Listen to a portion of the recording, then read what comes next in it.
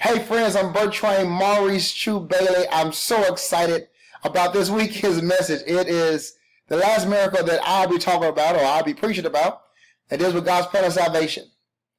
It is a miracle of Jesus being transformed. His whole countenance changed. He's with Peter, James, John, Moses shows up, Elijah shows up. But 8 days before that happens, Jesus is praying.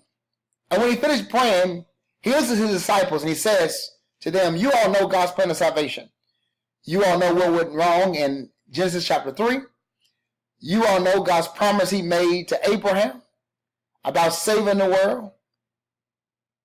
In your estimation, in your belief, when you consider what you know about God's plan of salvation and what you have seen me do in the last 3 years, where do I fit in? What are people saying about me? Some say you are John the Baptist, others say you are one of the prophets, some say you are Elijah. All those are good answers. Those are not the right answer. Jesus says to them, let's make it more personal, who do you say I am?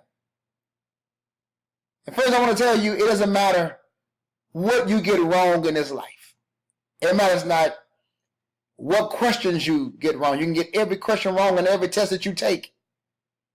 You can marry the wrong person and make it. You can go to the wrong job and make it. You can find the wrong career and make it.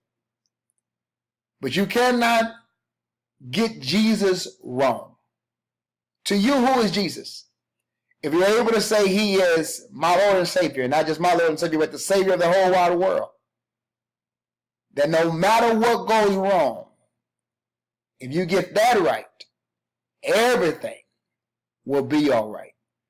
That question right there will not only change your life, it'll make your life better. Friends, I'll see you this weekend. God bless.